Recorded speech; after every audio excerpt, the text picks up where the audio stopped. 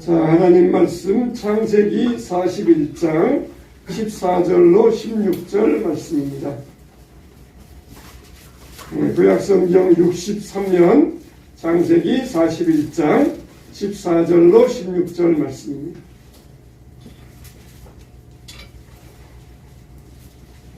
자, 다같이 한 목소리로 시작. 이에 바로가 사람을 보내어 요셉을 부르매 그들이 급히 그를 옥에서 내놓은지라. 요셉이 곧 수염을 깎고 그의 옷을 갈아입고 바로에게 들어가니 바로가 요셉에게 이르되 내가 한 꿈을 꾸었으나 그것을 해석하는 자가 없더니 들은즉 너는 꿈을 들으면 능히 푼다 하더라. 요셉이 바로에게 대답하여 이르되 내가 아니라 하나님께서 바로에게 편안한 대답을 하시리이다. 아멘. 따라합시다. 은혜 받읍시다. 건강합시다. 네, 할렐루야. 교회에 보면은 참 교회에는 여러 다양한 계층의 사람들이 모여서 예배를 드리고 있습니다. 가령 대학을 가면은 비슷비슷한 자기들 또래들끼리 모여가지고 수업을 받아요. 회사에 가도 비슷비슷하게 거의 비슷한 사람들끼리 모여가지고 회사 생활을 합니다. 근데 교회에는 참 나이도 다양하고 또 그리고 여러가지 지식도 다양하고 또 그리고 여러가지 빈부비천, 돈이 많은 사람, 또 가난한 사람, 이런 여러가지 다양한 사람들이 교회에 모여서 함께 예배를 드리고 있습니다. 그래서 일부분의 사람들은 우리에게 맞는 이야기, 우리에게 해석이 되는 이야기를 해달라 그렇게 말을 하기도 해요. 그런데 하나님 말씀은 희한합니다. 하나님 말씀은 신비해요. 똑같은 하나님 말씀을 들어도 나이가 많든지 나이가 어리든지 자기가 지식이 많아가지고 굉장히 높든지 아니면 지식이 없든지 모든 사람들에게 그 말씀이 맞춤의 말씀이 되는 것이에요. 이 말씀은 바로 나에게 주시는 말씀이구나, 나를 위한 말씀이구나 그러면서 그 말씀이 내게 주시는 말씀으로 들려지게 되는 것입니다. 오늘 이 시간 우리 교회에도 여러 계층의 여러 부류의 사람들이 모여있다 할지라도 하나님 말씀이 여러분 모두에게 다 해당되시기를 주님의 이름으로 축원합니다. 오늘 말씀 보면은 바로가 꿈을 꾸었어요. 근데 그 꿈이 무슨 해석인지를 모르는 것입니다. 애굽의 술사들, 해석가들 다 불러다가 이 꿈을 해석해 보아라 그러는데 그 꿈을 해석해 주지 못하는 것이에요. 무언가 특별한 꿈 같기는 한데 무언가 내용 있는 꿈 같기는 한데 해석을 모르니까 정말 답답한 것입니다. 그래서 바로가 번민했다 그랬어요. 고민이 깊어졌다 그랬습니다. 그때 감옥에 있던 요셉이 나와가지고 바로 앞에 서면서 바로에게 꿈을 해석해 주면서 뭐라 그럽니까? 하나님께서 바로에게 편안한 대답을 주실 것입니다. 그렇게 이야기를 해요. 지금 마음에 막 번민해가지고 근심과 수심에 차이는 왕 앞에 가서 하나님께서 당신에게 편안한 대답을 주실 것입니다. 그렇게 대답을 하였던 것입니다. 사랑하는 성도 여러분, 오늘 여러분들에게도 여러분이 어떤 문제를 가지고 나왔다 할지라도 여러분 안에 어떤 세상적인 염려가 있다 할지라도 하나님 말씀이 여러분 모두에게 편안한 대답이 되시기를 축원합니다. 축원합니다. 그럼 첫째로 우리가 하나님 말씀이 우리에게 편안한 대답이 되기 위해서는 어떻게 되느냐? 우리가 시험 가운데 있을 때 하나님 말씀을 더 편안한 대답으로 해답을 얻을 수가 있게 되는 것입니다. 잘 먹고 잘 사는 사람들에게 오병이어의 기적을 이야기해 주면은 그게 상관이 없어요. 지금 건강한 사람에게 베데스다 목가에 38년 된 환자의 이야기를 해주면 별로 자기와는 상관이 없는 말로 들릴 것입니다. 그런데 하나님 말씀은 신비해요. 이 말씀을 들려주어도 나에게 해당되는 말씀이고 저 말씀을 들려주어도 나에게 해당되는 말씀이고 나에게 필요한 말씀이에요. 나에게 필요가 없다, 나에게 해당되지 않는다 그러면은 내 마음을 돌아볼 수 있어야 됩니다. 여러분, 바로가 꿈을 꾸었는데 내용이 무엇이었습니까? 7 살긴 암소가 나와서 풀을 뜯고 있는데 흉한 암소 7이 나와가지고 살찐 암소를 잡아먹어버립니다. 그래서 깜짝 놀라가지고 잠에서 깼어요. 이게 무슨 뜻인가 하고 고민하다가 다시 잠이 들었는데, 이번에는 7 충실한 이삭이 있는데 파리한 마른 7 이삭이 나와가지고 충실한 이삭을 먹어버리는 것이었습니다. 이게 상식적으로 이해가 되는 이야기입니까? 암소가 암소를 잡아먹을 수 있어요? 이삭이 이삭을 잡아먹을 수 있습니까? 사자가 와서 암소를 잡았다, 그럼 모르겠는데 암소가 암소를 잡아먹었다, 또 이삭이 이삭을 먹었다, 이거는 상식적으로 이해가 되지 않아요. 근데 무언가 거기에 중요한 뜻이 있는 것 같은데 도저히 뜻을 모르는 것이에요. 상식적으로는 이해가 안 되는 이야기인데 이게 해석을 모르는 것이에요. 그런데 요셉이 와가지고 7 살찐 암소는 7 풍년을 이야기합니다. 7 마른 암소는 7 흉년을 이야기합니다. 그래서 풍년이 들었을 때 7 흉년이 오면은 그 풍년 때 모든 것을 다 먹어버려가지고 아무리 풍년이 많이 들어도 7 흉년에는 이와 같이 다 쇠하고 굶주리게 될 것입니다. 7 충실한 양식도 7 풍년이고 7 마른 이삭도 7 흉년입니다. 풍년의 때에 이렇게 대비해 놓지 않으면 흉년이 와서 다 메말라서 없는 것처럼 되어버릴 것입니다. 그렇게 해석해 줘요. 그러니까 무릎을 탁 칩니다. 듣고 보니까 얼마나 쉽습니까? 해석을 듣고 보니까 얼마나 기가 막히고 얼마나 심플하고 단순합니까? 그런 뜻이었구나. 몰랐을 때에는 그 해석이 어렵고 이게 도저히 뜻이 풀리지 않았는데 알고 나니까 얼마나 쉬운 이야기입니까? 여러분, 성경이 그래요. 하나님 말씀이 들었습니다. 안 믿는 자들, 모르는 자들에게는 성경이 닫혀 있어요. 이게 무슨 뜻이냐? 그러면서 성경 말씀을 깨닫지 못합니다. 그런데 성경 말씀을 깨닫고 나면은 성경 말씀처럼 쉬운 게 없어요. 하나님이 나를 사랑하신다. 성경의 모든 주제는 하나님의 사랑이에요. 하나님이 나를 사랑하신다. 창세기에도 출애굽기에도 하나님이 나를 사랑하신다. 이게 믿어지지 않습니다. 안 믿는 사람이 이게 믿어지지 않아요. 그 5,000년 전에 2,000년 전에 예수 그리스도가 어떻게 나를 사랑할 수 있는가? 그러면서 믿어지지 않아요. 그런데 깨달아지고 나면은, 성령의 감동으로 깨달아지고 나면은 하나님의 사랑이 얼마나 나에게 절절한지 모릅니다. 성경 말씀은 쉬운 말씀이에요. 여러분, 우리가 요한계시록을 어렵게 보잖아요. 요한계시록은 절대 어려운 책이 아닙니다. 요한계시록처럼 쉬운 책이 없어요. 요한계시록은 뭡니까? 세상 나라, 세상 권세, 세상의 왕들은 망하고 하나님 나라, 하나님의 권세가 승리하게 될 것이다. 이게 요한계시록이에요. 뭐 짐승이 나오고 용이 나오고 7 머리가 나오고 뭐 청황색말, 흑마, 백마 나오는데 다 이것들은 다 그냥 상징적인 것들이고 다 결국은 이렇게 무서운 짐승이 막 발톱, 막 이빨, 뿔 이렇게 나오지만은 다 그런 무서운 세상 나라의 권세들은 결국 어린 양 예수의 권세 앞에 다 물러나게 될 것이다. 로마 나라, 헬라 나라, 그리스 나라 이런 나라가 이 창을 해가지고 사람을 죽이고 위협하고 막 무서운 짐승처럼 그렇게 우리를 해친다 할지라도 결국 그것들은 예수님의 권세 앞에 다 멸망당할 것이다. 이게 요한계시록이에요. 모르면은 요한계시록에 바다에서 올라오는 짐승 이야기, 7 뿔 가진 이야기, 이렇게 이게 어려워 보이지만 알고 나면은 너무 쉬운 게 요한계시록입니다. 다 그것은 세상을 상징하는 것인데 세상이 아무리 무섭고 두려워도 다 결국 하나님 나라는 세상을 이기고 하나님 나라가 굳게 설 것이다. 이걸 이야기하는 것이 요한계시록이에요. 알고 나면 쉬운 게 성경입니다. 바로도 알고 나면은 이것처럼 쉬운 게 없는데 모를 때에는 밥을 먹지 아니하고 고민하면서 번민하고 그게 바로와 같은 우리의 모습이 아니겠습니까? 여러분, 정말 하나님 나라의 권세, 하나님의 승리 믿고 찬양하시기를 주님의 이름으로 축원합니다.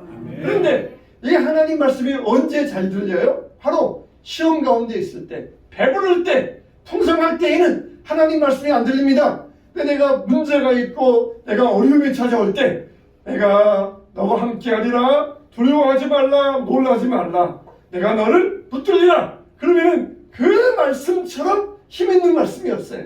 내가 잘 나가고 내가 돈 잘 벌고 내가 건강할 때는 두려워 말라, 놀라지 말라. 그 말씀이 별로 힘이 안 돼요. 근데 내가 시험 가운데 있지 않습니까? 그러면은 그 말씀이 얼마나 나에게 큰 힘이 되는지 모릅니다. 언제 하나님이 우리에게 편안한 대답을 주셔요? 우리가 시험 가운데 있을 때. 바로도 자기가 나라의 권세자로서 수십만의 군대를 거느리고 그럴 때에는 하나님 말씀이 안 들렸어요. 근데 꿈 때문에 마음이 번민하고 시험이 오고 고민이 오고 걱정이 올 때, 그때에서 비로소 하나님 말씀이 들려왔고 하나님 말씀을 편안한 대답의 말씀으로 그렇게 해석할 수 있었던 것입니다. 욥도 그랬지 않습니까?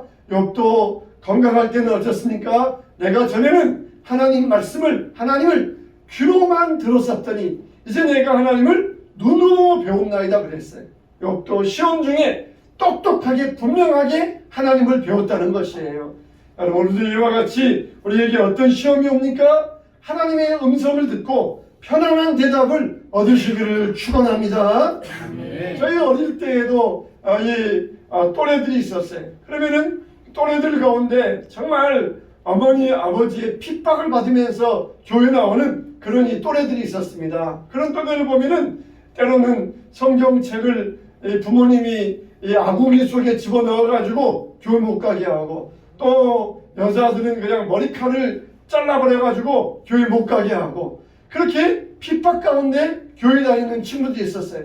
그러면은 부모님 외출하셨을 때 몰래 교회 나와가지고 예배를 참석하면은 이런 이 또래 아이들의 보면은 눈빛이 다릅니다. 눈빛이 달라요. 정말 내가 이 한 시간 예배를 드리기 위하여 나는 그냥 온 것이 아니다. 정말 그 핍박 가운데, 그 어려움 가운데, 그 고난 가운데 여기에 온 것이다. 그러면서 눈빛이 달라요. 그냥 집중하면서 목사님 말씀 한마디라도 놓치지 않으려고 그러고, 그 예배 시간 찬송과 기도가 얼마나 간절한지 모릅니다. 여러분, 우리는 이런 믿음의 태도를 가져야 돼요. 그냥 안일하게 빠져 있으면서, 세상 가운데 쾌락에 빠져 있으면서 이 한 시간 예배가 우리에게 의미 없는 시간이 되어서는 안 됩니다. 바로는 자기 권세로서는 편안한 대답을 들을 수 없었어요. 근데 부요 가운데 흉년이 온다, 이거는 상상할 수 없었습니다. 우리 믿는 사람들은 항상 시험의 때를 준비하며 살아야 됩니다. 지금이 편안하다, 지금이 안일하다, 여기에 빠져서는 안 돼요. 항상 우리 믿음의 사람들은 어떻게 했어요? 깨어있어라. 항상 깨어있으라 그랬잖아요. 항상 등불 준비하고 깨어있는 자가 되어라. 이건 무슨 말씀입니까? 세상에 다 취하며 잔다고, 세상이 다 안일에 빠져있다고 같이 거기에 빠지지 말고, 너희들은 어느 때 주님이 오시는지 모르니까 시험의 때를 위하여 만반의 준비를 하고 대비하고 있어야 된다는 것이에요. 그냥 지금 풍년 들었으니까 잘 먹고 그러면서 이 풍년의 때에 세상을 즐기자, 그러는 게 아니라 그 풍년의 때에 뭐랍니까? 흉년을 대비해야 된다는 것이, 이게 바로 지혜자들이며 이게 바로 성도들의 믿음의 태도가 돼야 돼. 세상에 경제가 잘 되고 세상이 태평하다 그래서 우리도 거기에 같이 빠져 살면 안 돼. 항상 언젠가 우리에게 시험이 올 날을 바라보면서 준비하는 사람이 돼야 돼요. 세상의 모든 동물들 가운데 유일하게 인간만이 미래를 앞을 생각할 줄 아는 동물이 인간이라는 거예요. 모든 동물 가운데 인간만이 미래를 생각할 줄 아는 이 동물이라는 것입니다. 개미도 겨울을 대비하지만 개미는 그냥 그의 겨울밖에 대비를 못해요. 그러나 우리 인간들은 수십 년, 수백 년을 앞을 내다보면서 미래를 대비하는 것이 우리 인간의 본능이라는 것입니다. 그래서 우리 참된 신앙의 성도들은 항상 시험의 때를 언젠가 우리에게 준비하며 살아야 된다는 것입니다. 참 사람들은 미래를 예측할 때에 낙관적으로 봐요. 낙관적으로. 세상에서도 보면은 교통사고도 많이 일어나고 혹은 뭐 뇌경색도 일어나고 암도 많이 생기잖아요. 근데 사람들은 저 일은 나에게는 있지 아니할 것이다. 다 그렇게 자기 앞날을 낙관적으로 예상한다는 거예요. 나는 교통사고 안 당할 것이다.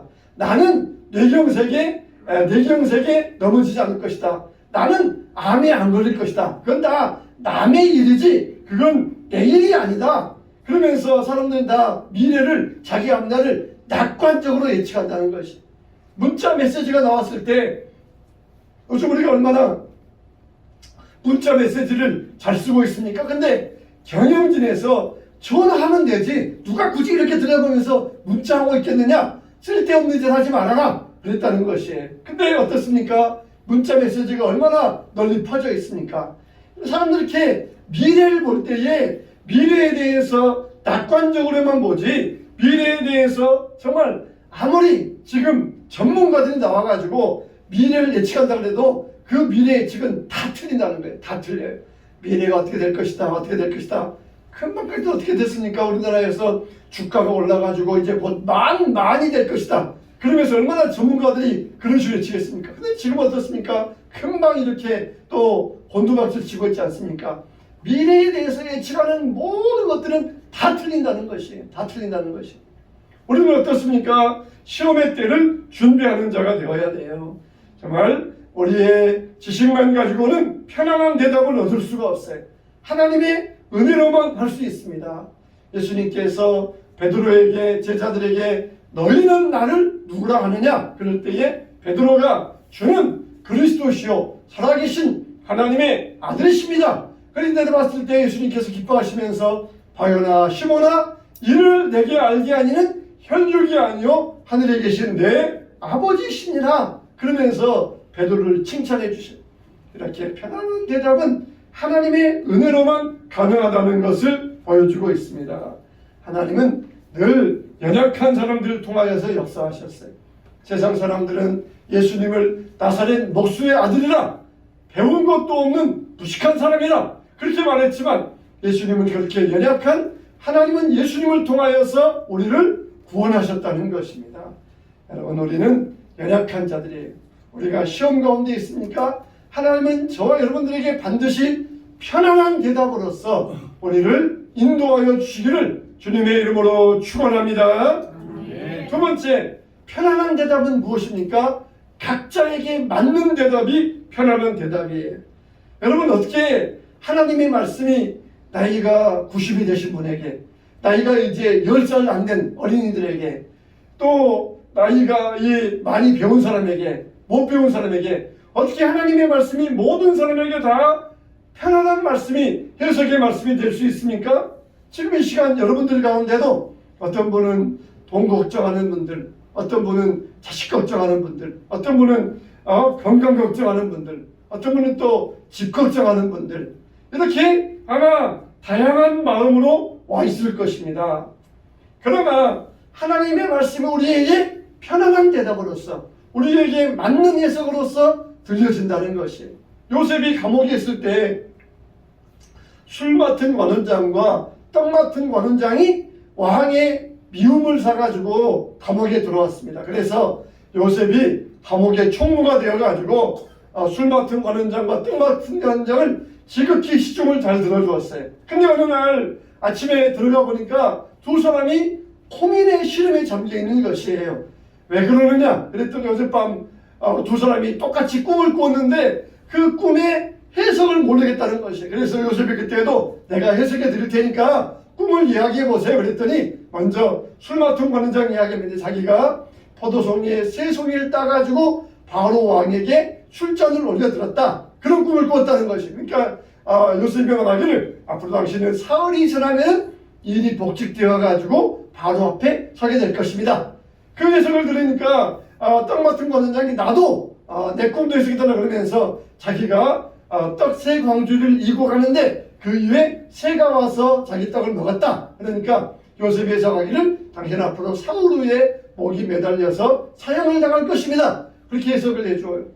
여러분 술 맡은 관원장은 길목을 꾸었고 떡 맡은 장은 흉목을 꾸었어요.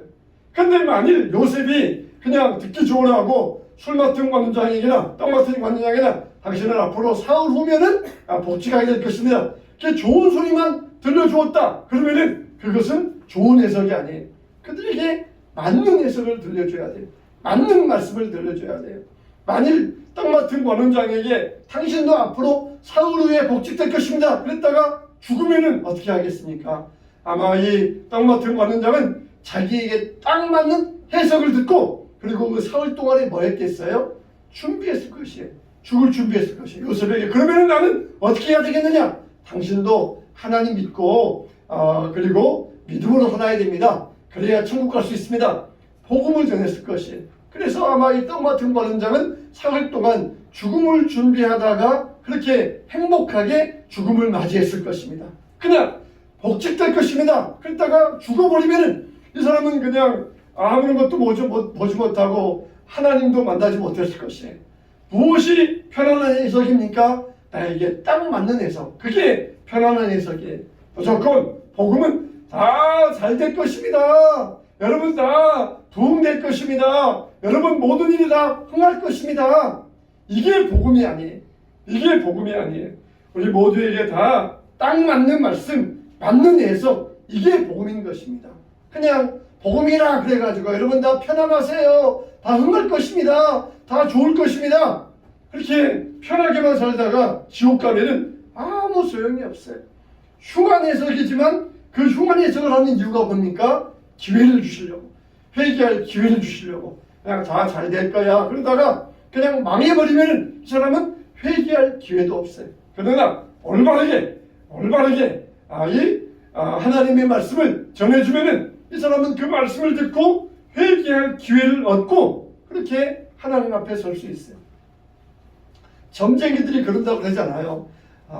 이번 시험에 합격하겠습니까? 불합격하겠습니까? 그러면 점쟁이가 합격이야! 그렇게 대답해줘요. 근데 불합격해가지고 찾아가서 왜 불합격인데 합격했습니까? 실은 당신이 불합격인데 너무 실망할까봐 순애가 합격이라고 해준 거야. 여기 점괘 봐봐. 이 점괘 그때 불합격이라고 나왔잖아. 그러면서 그렇게 이 말을 한다고 하지 않습니까? 복음은 그런 게 아니에요. 복음은 그냥 다 잘 될 거야, 좋아질 거야. 그러면서 우리에게 그냥 좋은 이야기만 해주는 것이 복음이 아니에요. 무엇이 복음이에요? 나에게 맞는 해석, 나에게 맞는 것, 그게 복음의 말씀이에요. 하나님의 말씀이 전해질 때 어떻게 하셔요? 성령께서 여러분의 마음에 각자 적용을 해주셔요. 그 똑같은 말씀이지만 성령께서 각자에게 적용을 해주셔서 어떤 사람은 그 말씀을 듣고 희망을 갖습니다. 어떤 사람은 그 말씀을 듣고 회개합니다. 어떤 사람은 그 말씀을 듣고 용기를 가져요. 어떤 사람은 그 말씀을 듣고 하나님 앞에 서기 위하여서 더욱더 기도할 기회를 잡습니다. 이게 뭡니까? 성령께서 각자에게 우리에게 적용해 주시는 편안한 해답으로서 각자에 맞는 해석을 주신다는 것이에요. 무조건 다 좋을 것입니다. 다 잘 될 것입니다. 이게 편안한 대답이 아니에요. 입에 쓴 약이 몸에 좋은 법인 것처럼 우리가 정말 회개하고 구원받을 수 있게 해주는 것, 이게 바로 편안한 대답이에요. 요셉이 바로에게 7년 풍년이 될 것입니다. 살긴 소가 와서 이 충실한 이삭이 와서 7년 풍년이 될 것입니다. 7년 동안 이렇게 좋은 일이 일어날 것입니다. 그것만 이야기하고 흉년은 이야기하지 않았다면 7년 동안 잘 되다가 7년 후에는 망하고 말았을 것이에요. 우리가 7년 동안만 잘 되면 되겠습니까? 우리가 이 땅에서만 잘 살면 되겠습니까? 7년 동안만 잘 살려고 하는 사람도 있어요. 이 땅에서만 잘 살고 이 땅에서만 풍성하게 살고 이게 7년 동안의 풍년이에요. 그러니 이 땅에서 삶보다 오히려 영생을 대비해야 되지 않겠습니까? 이 땅 위에서 그냥 풍년 들고 살다가 지옥 가면은 무슨 소용이 있어요? 지옥 가면은 아무 소용 없어요. 우리는 영혼을 대비하며 살아야 됩니다. 각자에게 맞는 말씀, 영생을 준비하라, 영혼을 대비하라, 그게 말씀이에요. 세 번째로 편안한 대답은 무엇입니까? 하나님만이 하실 수 있는 대답이 바로 편안한 대답이라고 했어요. 요셉이 바로에게 대답하여 이르되 내가 아니라 하나님께서 바로에게 편안한 대답을 하시리이다 그랬어요. 바로가 야 네가 꿈 해석을 잘한다고 하더라. 그러니까 요셉이 내가 아닙니다. 하나님께서 꿈을 해석해 주십니다. 하나님께서 해석해 주십니다. 그렇게 말하는 것과 마찬가지예요. 요셉은 꿈 때문에 죽을 뻔했어요. 집에서 꿈을 꾸었는데 해와 달과 별이 자기 별에게 절하는 꿈, 그런 꿈을 꿔가지고 형들에게 미움을 받아서 애굽의 노예로 팔려갔습니다. 꿈 때문에 죽을 뻔했어요. 우리 같으면은 무엇 때문에 죽을 뻔했으면은 그거 뒤도 안 돌아볼 것이에요. 어디를 가다가 그냥 다리에 건너서 다리에 빠져가지고 죽을 뻔했으면은 아마 그 다리는 건너지 않고 아마 뺑 돌아서 가려고 그럴 것이에요. 그런데 요셉은 이렇게 꿈 때문에 죽을 뻔했지만은 그럼에도 불구하고 이것은 하나님께서 나를 쓰시는 도구다.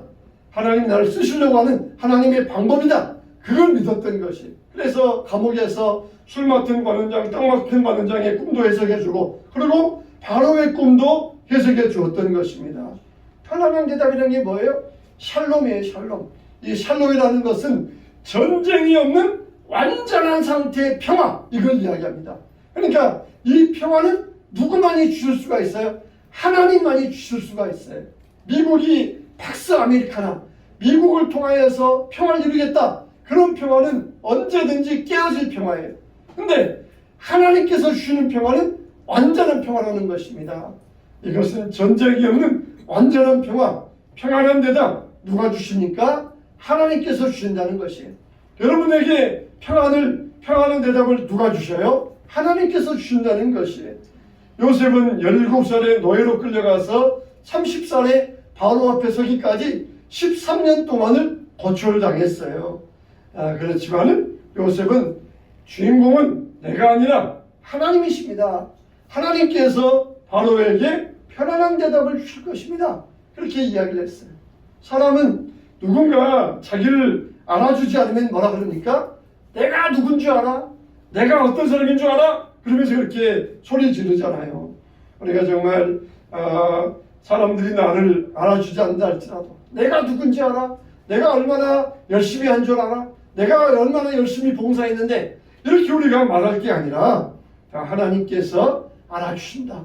하나님께로부터 온 것이다. 이렇게 우리가 하나님을 먼저 앞세울 수 있어야 됩니다. 요셉처럼 이 대답은 하나님만이 주실 수 있습니다. 하나님께서 편안한 대답을 주실 것입니다. 이게 요셉의 간증이었어요. 이 로저 롤스라고 하는 이 사람이 있었는데, 이 사람 누구냐면은 최초로 미국의 뉴욕의 주지사가 된 흑인입니다. 흑인이에요. 흑인으로서 최초로 미국 뉴욕의 주지사가 된 사람이에요. 근데 이 로저는 어렸을 때, 초등학교 때 말썽쟁이였어요. 학교 기물을 파괴하고 수업을 빼먹고 이런 사고뭉치였습니다. 그날 또 친구들과 소원을 피우다가 창밖에서 딱 뛰어내렸는데 그 앞에 교장 선생님이 딱 서 있었어요. 교장 선생님이 자기를 불러가지고 야단치고 고함칠 줄 알았는데 이렇게 말하셨습니다. 나는 너를 보는 순간 알았단다.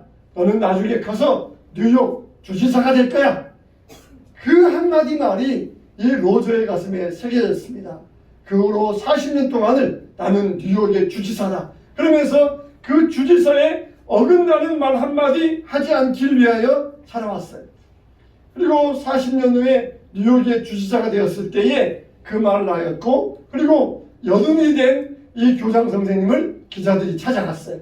그러면서 어떻게 이 로저가 최초로 흑인으로서 뉴욕 주지사가 될 줄 알았습니까? 물어보았더니 그 교장 선생님이 말하기를, 나는 미래를 예측하는 능력이 없습니다.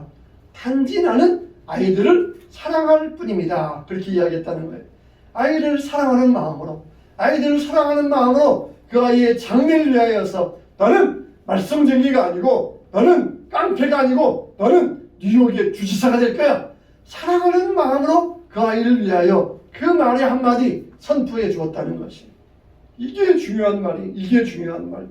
여러분, 우리가 정말 사랑하는 마음, 그 한마디 말이 세상을 변화시킵니다.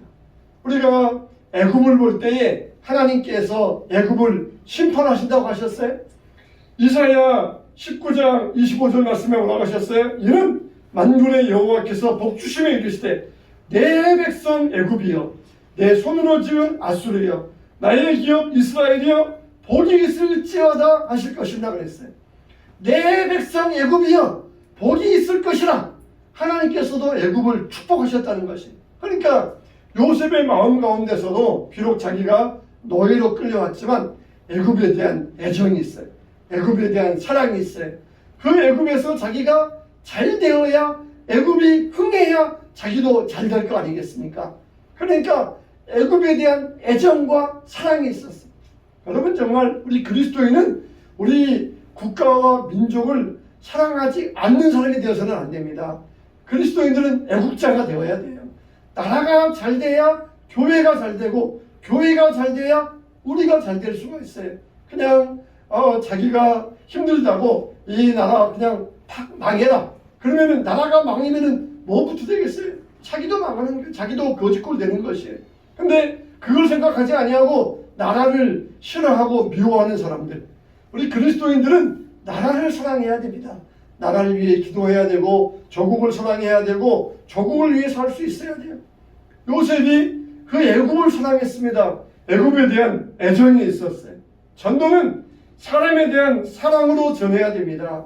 사람을 변화시키는 일은 내가 하는 게 아니라 하나님께서 하시는 일. 나는 전할 뿐이고, 사람을 변화시키는 일은 하나님께서 하시는 일이에요. 평안한 대답을 누가 주셔요? 내가 하는 것이 아니라 하나님께서 주신다는 것입니다. 오늘 여러분들에게도 평안한 대답을 하나님께서 주시기를 축원합니다. 여기는 박 목사가 여러분들에게 주는 것이, 이 박 목사가 여러분에게 하나님 말씀을 전할 뿐이에요. 그러면은 여러분 말씀이 여러분의 심령에 부딪혀서 성령께서 그 말씀을 적용케 하시고 감동시키셔서 이 말씀이 나에게 편안한 대답으로서 우리 인생의 큰 은혜와 축복이 되는 것입니다. 여러분, 정말 위기가 우리에게는 구원의 기회가 될 수 있어요. 시험이 하나님의 평안한 대답을 들을 수 있는 때가 될 수가 있습니다. 우리가 안일할 할 때에는 하나님 말씀이 들려지잖아요. 근데 고난의 때가 오면은 고난은 하나님의 확성이다 그랬어요. 우리가 하나님의 말씀을 듣지 못하다가 내게 시험과 고난이 오면 그때는 하나님 말씀이 그냥 우렁차게 들려가지고 하나님 말씀이 나에게 편안한 대답으로서 얻게 되어진다는 것이에요. 그러므로 우리들이 이렇게 하나님 말씀을 편안한 말씀으로 서로 대화 가운데 평안한 대화를 나누면서 평안한 대답으로 얻게 되시길 바랍니다. 하나님 말씀이 여러분들에게 어떻게 들려졌습니까? 여러분의 마음을 평안케 하시길 바랍니다. 여러분에게 나눈 말씀으로, 해석의 말씀으로 여러분의 심령을 평안케 하시고 나의 삶을 변화시키고 앞날을 대비하는 말씀으로 여러분에게 하나님 말씀이 들려질 때에 우리는 정말 이 땅에서 7년 동안만 풍년 가운데 풍요한 삶을 누리다가 끝나는 것이 아니라 어떤 흉년이 와도 우리의 이생과 내생에서 평안을 얻고 그리고 영생을 얻고 하나님의 축복을 얻어야 될 것입니다. 주의 말씀이 여러분들에게 편안한 대답으로서 해석되고 적용되어지시기를 주님의 이름으로 축원합니다. 아멘.